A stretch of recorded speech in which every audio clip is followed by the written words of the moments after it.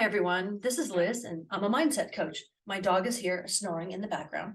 And today we have chapter 12 of Napoleon Hill's Think and Grow Rich, the subconscious mind, the connecting link, the 11th step toward riches.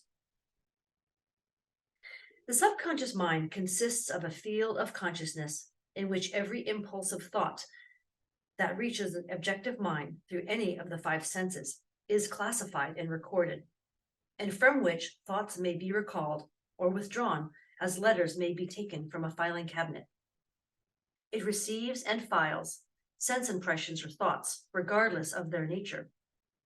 You may voluntarily plant in your subconscious mind any plan, thought, or purpose which you desire to translate into its physical or monetary equivalent.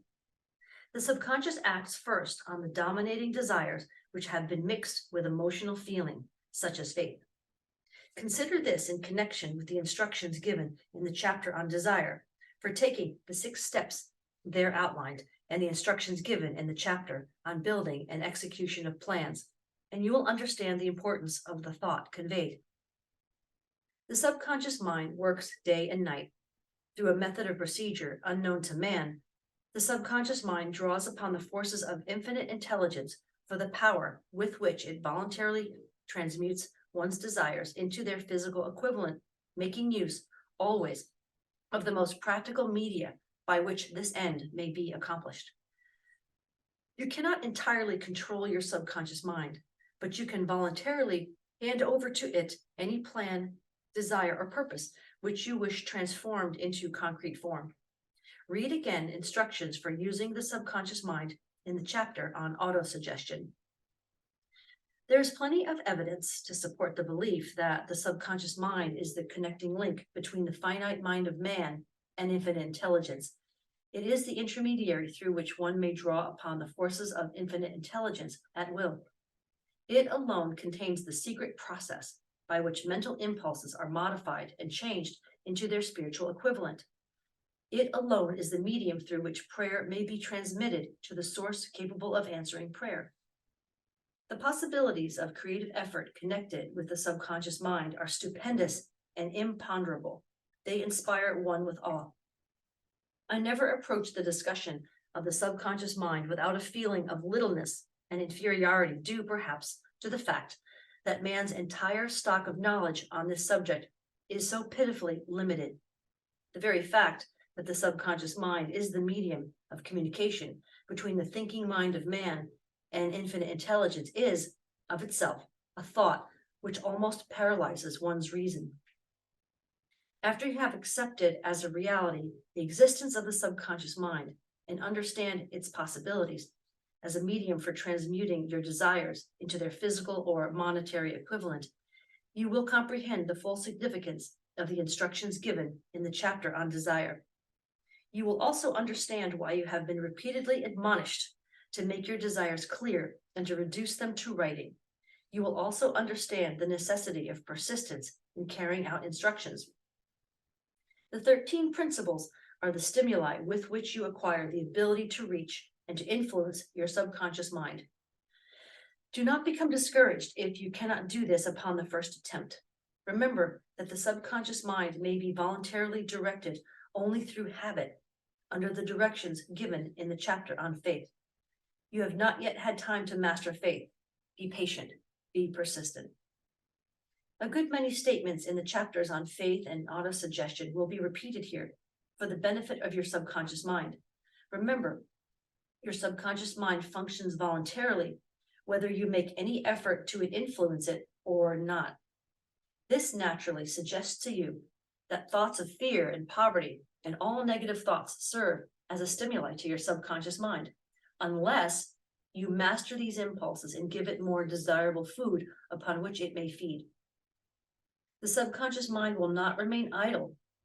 If you fail to plant desires in your subconscious mind, it will feed upon the thoughts which reach it as the result of your neglect.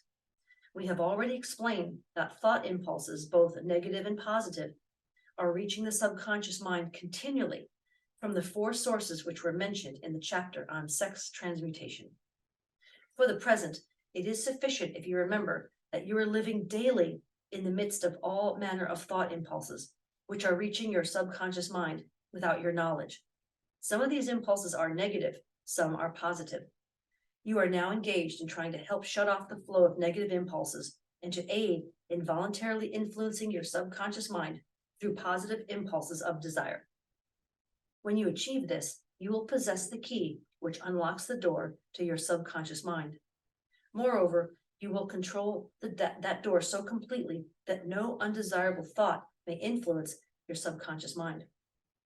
Everything which man creates begins in the form of a thought impulse. Man can create nothing which he does not first conceive in thought. Through the aid of the imagination, thought impulses may be assembled into plans. Imagination, when under control, may be used for the creation of plans or purposes that lead to success in one's chosen occupation.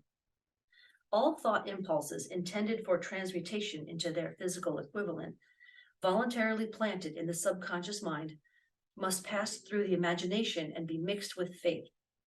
The mixing of faith with a plan or purpose intended for submission to the subconscious mind may be done only through the imagination. From these statements, you will readily observe that voluntary use of the subconscious mind calls for coordination and application of all the principles. Ella Wheeler Wilcox gave evidence of her understanding of the power of the subconscious mind when she wrote, You never can tell what a thought will do in bringing you hate or love, for thoughts are things, and their airy wings are swifter than carrier doves. They follow the law of the universe. Each thing creates its kind, and they speed over the track to bring you back whatever went out from your mind. Ms. Wilcox understood the truth that thoughts which go out from one's mind also embed themselves deeply in one's subconscious mind, where they serve as a magnet, pattern, or blueprint by which the subconscious mind is influenced, while translating them into their physical equivalent. Thoughts are truly things, for the reason that every material thing begins in the form of thought energy. The subconscious mind is more susceptible to influence by impulses of thought, mixed with feeling or emotion, than by those originating solely in the reasoning portion of the mind. In fact, there is much evidence to support the theory that only emotionalized thoughts have any action influence upon the subconscious mind. It is a well-known fact that emotion or feeling rules the majority of people. If it is true that the subconscious mind responds more quickly to and is influenced more readily by the thought impulses, which are well mixed with emotion, it is essential to become familiar with the more important of the emotions. There are 7 major positive emotions and 7 major negative emotions. The negatives voluntarily inject themselves into thought impulses, which ensure passage into the subconscious mind. The positives must be injected through the principle of autosuggestion into the thought impulses, which an individual wishes to pass on to his subconscious mind. Instructions have been given in the chapter on autosuggestion. These emotions or feeling impulses may be likened to yeast in a loaf of bread because they constitute the action element which transforms thought impulses from the passive to the active state. Thus, one may understand why thought impulses which have been well mixed with emotion are acted upon more readily than thought impulses originating in cold reason. You are preparing yourself to influence and control the inner audience of your subconscious mind in order to hand over to it the desire for money, which you wish transmuted into its monetary equivalent. It is essential, therefore, that you understand the method of approach to this inner audience. You must speak its language, or it will not heed your call. It understands best the language of emotion or feeling. Let us therefore describe here the 7 major positive emotions and the 7 major negative emotions, so that you may draw upon the positives and avoid the negatives when giving instructions to your subconscious mind. The 7 major positive emotions: the emotion of desire, the emotion of faith, the emotion of love, the emotion of sex, the emotion of enthusiasm, the emotion of romance, the emotion of hope. There are other positive emotions, but these are the 7 most powerful and the ones most commonly used in creative effort. Master these 7 emotions. They can be mastered only by use. and the other positive emotions will be at your command when you need them. Remember in this connection that you are studying a book which is intended to help you develop a money consciousness by filling your mind with positive emotions. One does not become money conscious by filling one's mind with negative emotions. The 7 major negative emotions to be avoided: the emotion of fear, the emotion of jealousy, the emotion of hatred, the emotion of revenge, the emotion of greed, the emotion of superstition, the emotion of anger. Positive and negative emotions cannot occupy the mind at the same time. One or the other must dominate. It is your responsibility to make sure that positive emotions constitute the dominating influence of your mind. Here, the law of habit will come to your aid. Form the habit of applying and using the positive emotions. Eventually, they will dominate your mind so completely that the negatives cannot enter it. Only by following these instructions literally and continuously can you gain control over your subconscious mind. The presence of a single negative in your conscious mind is sufficient to destroy all chances of constructive aid from your subconscious mind. If you are an observing person, you must have noticed that most people resort to prayer only after everything else has failed, or else they pray by a ritual of meaningless words. And because it is a fact that most people who pray do so only after everything else has failed, they go to prayer with their minds filled with fear and doubt, which are the emotions the subconscious mind acts upon and passes on to infinite intelligence. Likewise, that is the emotion which infinite intelligence receives and acts upon. If you pray for a thing, but have fear as you pray that you may not receive it, or that your prayer will not be acted upon by infinite intelligence, your prayer will have been in vain. Prayer does sometimes result in the realization of that for which one prays. If you have ever had the experience of receiving that for which you prayed, go back in your memory and recall your actual state of mind while you were praying. And you will know for sure that the theory here described is more than a theory. The time will come when schools and educational institutions of the country will teach the science of prayer. Moreover, then prayer may be and will be reduced to a science. When that time comes, it will come as soon as mankind is ready for it and demands it. No one will approach the universal mind in a state of fear, for the very good reason that there will be no such emotion as fear. Ignorance, superstition, and false teaching will have disappeared, and man will have attained his true status as a child of infinite intelligence. A few have already attained this blessing. If you believe this prophecy is far-fetched, take a look at the human race in retrospect. Less than 100 years ago, men believed that lightning to be the evidence of wrath of God, and they feared it. Now, thanks to the power of faith, men have harnessed the lightning and made it turn the wheels of industry. Much less than 100 years ago, men believed the space between the planets to be nothing but a great void, a stretch of dead nothingness. Now, thanks to the same power of faith, men know that far from being either dead or a void, the space between the planets is very much alive, that it is the highest form of vibration known, excepting perhaps the vibration of thought. Moreover, men know that this living, pulsating, vibratory energy, which permeates every atom of matter and fills every inch of space, connects every human brain with every other human brain. What reason have men to believe that the same energy does not connect every human brain with infinite intelligence? There are no toll gates from the finite mind of man and infinite intelligence. The communication costs nothing except patience, faith, perseverance, understanding, and a sincere desire to communicate. Moreover, the approach can be made only by the individual himself. Paid prayers are worthless. Infinite intelligence does no business by proxy. You either go direct or you do not communicate.